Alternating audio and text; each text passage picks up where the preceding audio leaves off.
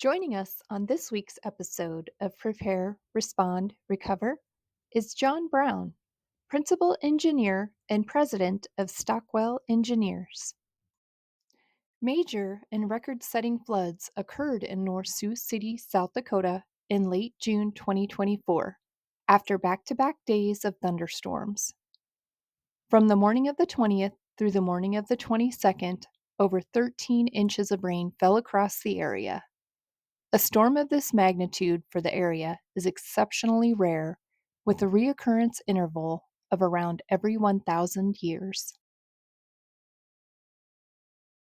All right, welcome to episode 4 of Prepare, Respond, Recover. I'm Todd Mans. What I want to talk about a little bit today was this concept of project management versus incident management. It's something that always kind of fascinated me over time, what the similarities are, what the differences are, how those processes can, on occasion, work together. In my regular work, I get inquiries all the time from usually younger folks that are asking, hey, I'm thinking about getting a degree in emergency management.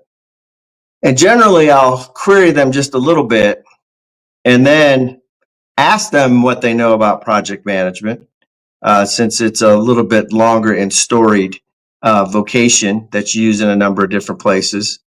I'll ask about incident management too, or organizational leadership, which is actually the route I ended up going when I went back to school. But in the end, it's a matter of really figuring out, picking your poison on how you're going to do business and how you like to work. Certainly, these elements are part of business management. It's part of military management. It's part of sports management, and certainly part of emergency and incident management. So there are a variety of ways that these things get approached. And I had the opportunity to really see it firsthand in the Homeland Security Exercise and Evaluation Program, which is a true project management program when you look at the basic elements of it. So in this segment, I want to explore that and also talk about a very specific incident that I was on last summer, where I saw that really come to full fruition right in front of me. If you'd like to see more from Prepare, Respond, Recover, don't forget to like, comment, share, and subscribe. Now back to the podcast. So that incident that I was referring to was the North Sioux City flood.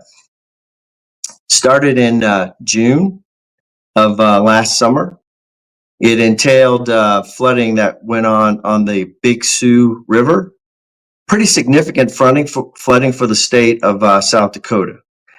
In that area, which I'm pretty familiar with, having worked some flooding events on the Missouri River, I was a little bit taken aback when I got a phone call to come in and help with this event, where they had actually closed a highway and had built a levee, a temporary levee that created some challenges, certainly.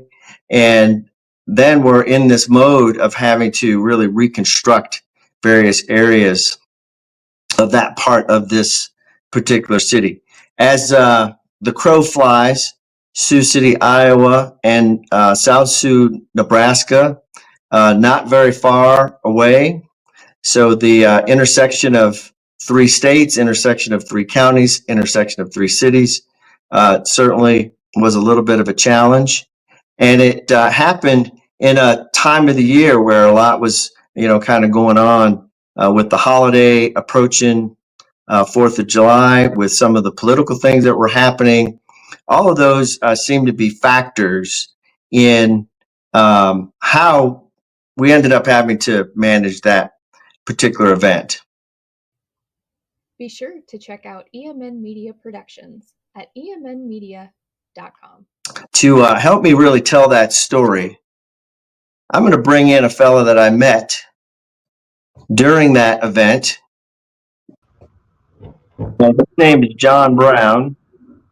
I got to know Jon pretty well during that 35 days of managing it. And he ended up as our incident commander, but has a pretty interesting background in civil engineering. But Jon, welcome. I'll let you kind of tell part of that story at least. How are Thank you. things up there in your part of the world today? Real good. We had a little bit of rain today and a little chillier today than it has been the past couple days, but can't complain. We're in early March and the weather is looks like it's going to shape up to be pretty nice next week. Yeah, it's all good. Thanks, Todd, for having me on. You bet. So, Jon, tell me, how long have you been in the business you're in, and tell us about your business in civil engineering.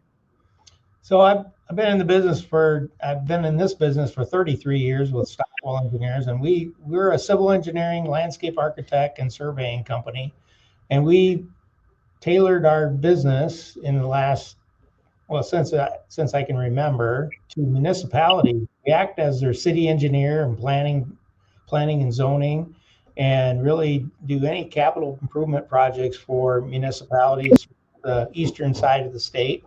We're a relatively small company, 2 offices, yeah, we've been very involved with municipalities over the last since I've been here, and the 10 or 12 years before I got here. So, All right. So, as I mentioned in the lead in, we met when I had to come in and be a plans chief. We came in to relieve another team, and you were there in your capacity, right, as the engineer for the city. right. But I don't think I was there more than about 4 hours. And I spoke with the mayor and I said, we're going to need an incident command structure. And I think the police chief and your engineer should be the incident commanders.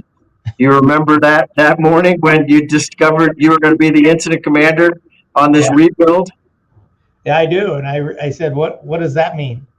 It was kind of chaos, those first few days, after the incident happened. It took a day or day and a half for the water to recede. Once the water receded, we started working closely with the city public works director and trying to identify some of the major issues that we had. It was pretty clear that we severed the utilities to a western portion of the city, the high school, the elementary school. Several other rural areas west of the school were also severed from any utilities that were extended through this area. So it was pretty much the first 2 days were recon, trying to figure out what was all interrupted, and then trying to get people back on service as soon as we can, with however we could. And so we started identifying the issues that we had, and we lost power, we lost gas, we lost everything. It severed all the major utilities. There was probably a 17 to 20 foot scour, 2 or 3 different locations through this roadway that was washed out. It took out 20 plus homes with garages and things like that, and washed it into McCook Lake. It was a very devastating situation for a lot of homeowners and people that had their homes destroyed within this event. We were dealing with, just a lot of emotion, and, at the same time trying to get, general infrastructure. When you don't have water, you don't have power, you don't have any of those general things that we take for granted. It's very disturbing, and it's people get very impatient very quickly. So we working closely with Rusty and an adjacent rural water provider, we hurry up and got a temporary connection set up with them, and so that we could at least get water to the western half of the community that was severed. And so we were able to get those people back online within about 2 days of having them shut off with water. And so they were at least able to get water back in their homes, but they had been flooded. Most of those homes had some damage in the basement anyway. So it was pretty important to them to be able to have the water for their toilets and being able to, flush the toilet again. And so once we had the water reconnected, we were quickly able to get the lift stations working again. And so it was about 2 days after the initial incident that we were able to get a majority of those people back online. There was still several others, probably 30 to 40 homes that weren't, reconnected yet, but the probably 80 homes were able to get back online fairly quickly. Yeah. So in that initial aspect of it, from my recollection, you were really working like you normally would, right, in your firm. Yeah. But the other things that were going on, especially when we got to about the fifth or sixth day, and my team really got fully embedded, we had to set some objectives for what we were doing, with the restoration being one. But then we also had a pretty significant public safety operation going on, and just with the nature of it, I think a pretty significant public information piece that we had to do, and then eventually got into a little bit of the recovery and the support to folks. And so it was, for me, one of those natural times to just use what I knew with regard to the incident command system in an expanding incident that was then also a complex incident, and then went into recovery for a number of days. So when we first started talking ICS, and I know I gave you a little green NIMS book at one point, and we got up and we put an org chart right on the whiteboard, and then from there started to truly use ICS the way it's used on emergencies. What were your thoughts as we started to put that incident command system structure together? So just, first, let me give you a little background to that. I mean, we were shooting from the hip. We weren't organized as a group. I'd never been through an emergency like this before, nor had most of the people that were involved with that. And so we were, probably tackling the things that were in front of us fairly well, but we were not taking care of like public safety. We're not taking care of the public very well with getting information out to them. And that was something that we really tried to, we had to start focusing on as soon as you got involved. And we saw that as soon as you got involved in the, Blue Cell, when you guys came in there and tried to, help put some organization to this. A lot of the things that we were working on were very similar when it came to, identifying the scope of work, identifying what needed to be done and when it needed to be done. But I didn't realize or see the different levels that needed to be addressed, such as the public outreach and making sure you had one source to get the information out to the public, so that you didn't have mixed information getting out there. You had to have the public safety, making sure we had a single source, making sure that the public was safe, making sure that we were, properly maintaining and making sure that people weren't trying to enter the danger area without getting hurt. I mean, these were things that these areas could collapse. Certain areas could collapse at any time, and so we had to try to keep people out of there. At first it wasn't that difficult, but later on in the project it got more difficult. And so the part that Blue Cell brought in with the setting up our goals and objectives was so important, because as soon as we set up our goals and objectives, we were able to look back at our every day when we came in to have our initial coordination meeting. It was easy to take a glance at that and just make sure that we were hitting home what we needed to hit home, making sure that everybody had their lane to stay in, make sure they were staying in their lane, making sure that everybody was working together.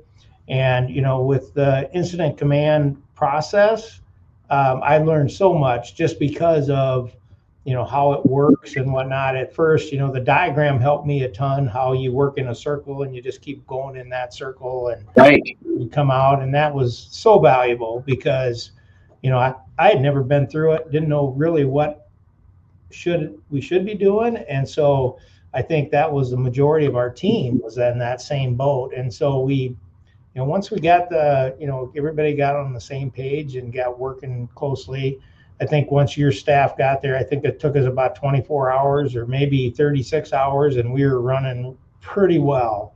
And then it just streamlined after that, and it got better and better every day, and the process improved just by means of, oh, what if we did this and what if we did that? And at least then we could sit back. Everybody was in their lanes. There was a planning person. There was, the safety. There was, everybody had their lane and could focus on their objective. And so that's very important. And as an engineer now that I've been through this, I'm going to encourage my staff, and we're going to try to be trained, because representing communities, we could be caught in this position at any time, whether it's a tornado, whether it's a flood situation, whether it's wind damage or something where you end up with an incident. Right.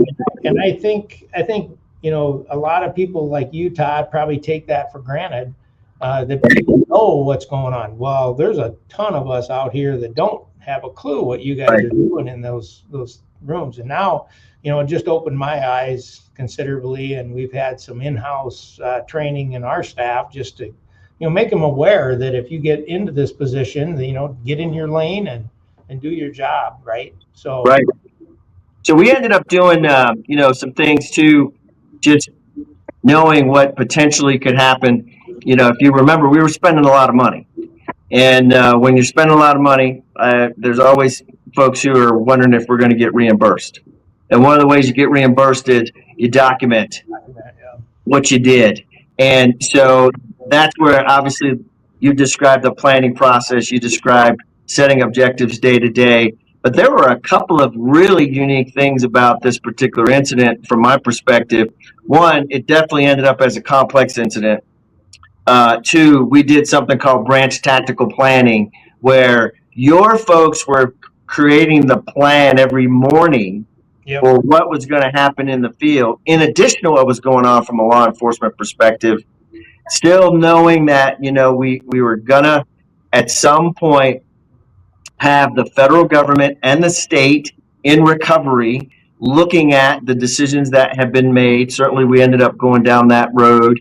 And the other thing, there were just a few kind of intricate planning things that we had to do, like complexity analysis, a lifeline report, and ICS 209, to try to help those who were trying to help us to really understand what was going on. That particular flood event encompassed multiple counties in the state of South Dakota and the other states around us.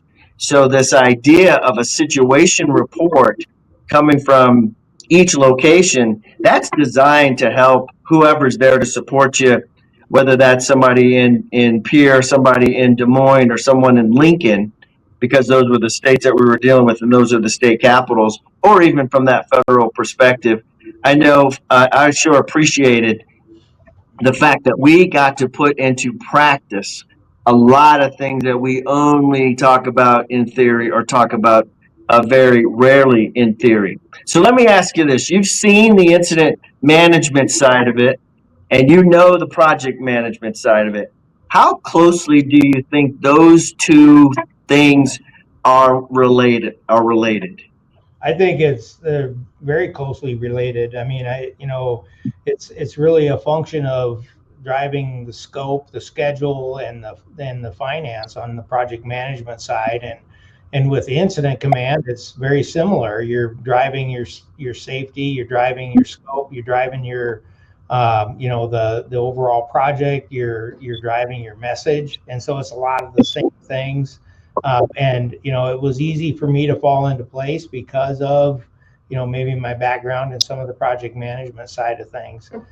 We were fortunate when the incident happened. We were able to secure 3 contractors immediately to try to get them under contract with the city to perform the duties and the work that we needed to have done as quickly as possible. And so we had 3 local contractors. We set up contracts with them, And fortunately, one of the contractors had been involved with several incidences in the past, and so he's very familiar with setting up his daily work plan. Right. And he'd develop a work plan. He would have it at our job site at 7 in the morning every morning. We sat up and decided and talked about what got done yesterday, talked about what we're going to do today, and then what messages did we need to carry back to the incident command team. And so within that first construction meeting at 7 to 7:15, we had a paper copy, an electronic copy of a work plan. That work plan got handed out to all of our contractors, or all the subcontractors, or just the contract. Everybody that was on site had a copy of that, so they knew exactly what we were supposed to do. And Right. so that work plan was very similar to what I felt you do in your work. Exactly. You have a scope. You drive home what needs to get completed during the day, and you repeat it the next day. And so that process is very functional and worked very well.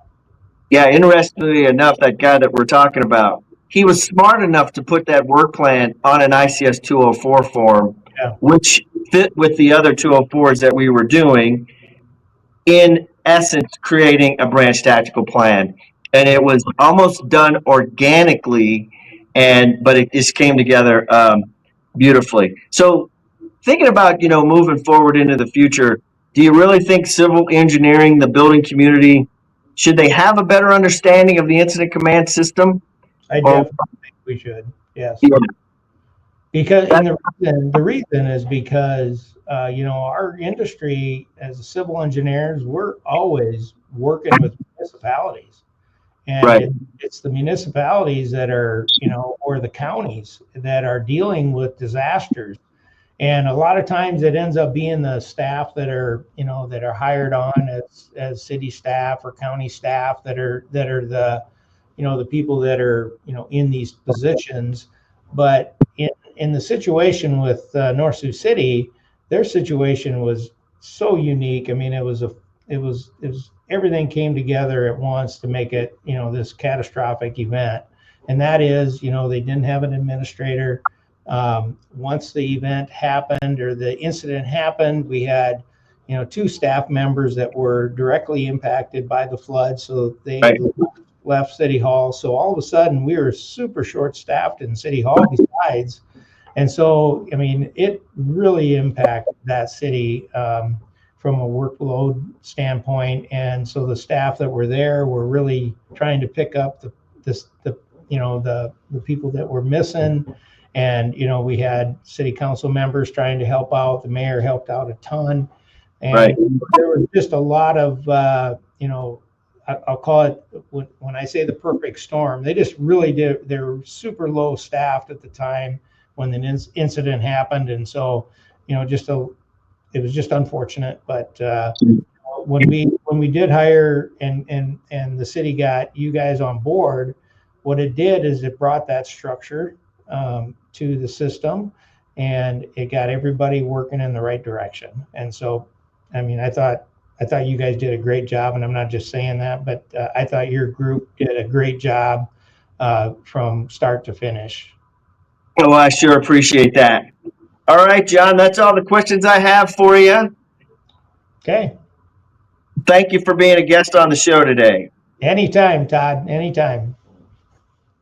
All right, so that's a little perspective on project management versus incident management. It gives us a few ideas of what we can do, and that feeling that you are overwhelmed. Certainly, there are systems to help us pull that back together. The incident command system is one of those systems. Sometimes it does definitely have to interact with other systems. We know that incidents are going to continue to happen. The challenges are going to continue to be out there. There are a lot of tools available, a lot of ways to kind of think about this, and wanted to definitely share that here in this particular episode. As I always say, we'll see you on the big one. Prepare, Respond, Recover is brought to you by EMN Media Productions, with Todd DeVoe as executive producer, Todd Mans as host, Jill Filer as video editor, and myself, Donna Whitcomb. We'd like to thank our special guest, Jon Brown from Stockwell Engineers. We'll see you next week for episode number 5 of Prepare, Respond, Recover from Maui, Hawaii.